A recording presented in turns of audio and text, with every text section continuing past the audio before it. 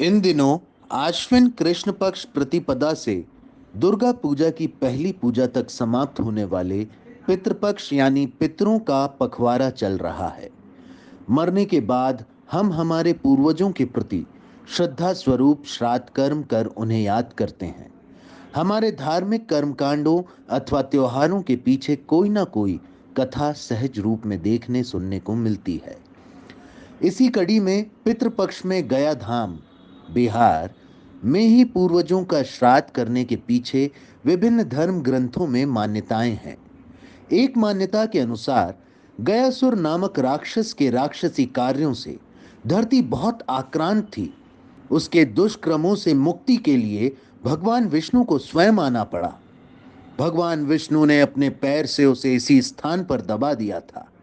वो जब भगवान विष्णु के पैरों तले दबकर मोक्ष प्राप्त कर रहा था, उस समय उसने विष्णु भगवान से यह वरदान मांगा कि इस क्षेत्र की प्रतिष्ठा उससे हो। भगवान विष्णु के वरदान से यह क्षेत्र गया धाम के नाम से प्रसिद्ध हुआ। यहाँ भगवान विष्णु के पैरों के चिन्ह आज भी स्पष्ट दिखाई देते हैं। इसलिए इस क्षेत्र का नाम विष्णुपद कहलाता है। धार्मिक मान्यताओं के अनुसार जो व्यक्ति स्वयं या अपने पूर्वजों का नाम लेकर यहाँ आकर श्राद्ध का पिंडदान करता है, उसे मोक्ष की प्राप्ति होती है। वायु पुराण में कहा गया है, न त्यक्तव्यम गया श्राद्धम सिंहस्ते च वृहस्पतो अधिमासे सिंह गुरुवास्ते च गुरु शुक्रयो।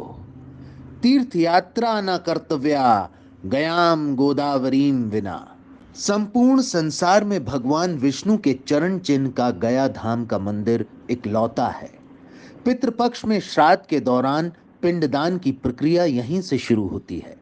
धार्मिक शास्त्र वायु पुराण के अनुसार पंचकोश गया क्षेत्र कोशमेकम गया शिरः, अर्थात गया के 5 कोश क्षेत्र में जिसकी मौत होती है उसका गया में श्राद्ध करने की आवश्यकता नहीं होती, क्योंकि इसे गयासुर का साम्राज्य क्षेत्र और मोक्षदायिनी क्षेत्र माना गया है। पहले यहाँ 365 वेदियां थीं, मगर वर्तमान में 45 वेदियां ही शेष बची हैं। धर्मशास्त्रों के मुताबिक श्राद्ध प्रतिदिन होना चाहिए, इसलिए पहले वेदियों की संख्या 365 थी। गयासुर के शरीर पर स्थापित गया धाम में परम पिता ब्रह्मा द्वारा यज्ञ किए जाने की बात भी धर्मशास्त्रों में लिखी है। यज्ञ के बाद यहां ब्रह्म सरोवर में यज्ञ स्तंभ आरोपित किया गया था। धर्मशास्त्रों के अनुसार किसी भी मृत व्यक्ति का जब तक पितृपक्ष में विष्णु चरम पर पिंडदान नहीं किया जाता, तब तक उसकी आत्मा प्रेत योनि में भटकती रहती है। श्राद्ध कर्म के बाद वे पितृलोक में चले जाते हैं। श्राद्ध करने में यज्ञ जरूरी है। श्राद्ध के लिए समय को भी ध्यान रखना बेहद जरूरी है। समय से किए गए श्राद्ध से पितृ प्रसन्न होकर आशीर्वाद देते हैं। पितृ श्राद्ध पूर्वाद्ध में, पूर्वज श्राद्ध अपराह्न में, 1-2 दृष्टि श्राद्ध मध्याह्न और नित्य नैमित्तिक श्राद्ध प्रातः काल किया जाता है।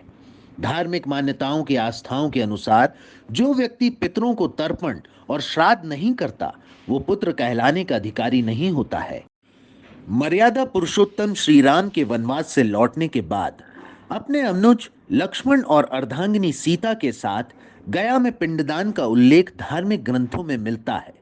श्री राम के पिंडदान करने की एक कथा प्रचलित है कि जब वे यहाँ पिंडदान करने आए, तब वे सीता को फल्गु नदी के किनारे छोड़कर आवश्यक सामग्री जुटाने के लिए निकल गए। पिंडदान का समय होने पर महाराजा दशरथ की आत्मा की आवाज जनक नंदिनी सीता के कानों में गूंजी कि उन्हें भोजन चाहिए, जिसे सुनकर सीता सोच में पड़ गई कि उन्हें तो श्राद्ध का अधिकार है ही नहीं, और अगर उन्होंने पिंडदान कर भी दिया तो उनके पति श्री राम उन पर विश्वास नहीं करेंगे। इसी तरह के कई सवाल मन में उत्पन्न हुए, लेकिन सीता ने फल्गु नदी, केतकी का फूल, गाय और वट का पेड़ को साक्षी बनाकर बालू का पिंडदान कर दिया। पिंडदान देने से दशरथ की आत्मा तृप्त हो गई और उन्हें मोक्ष मिल गया।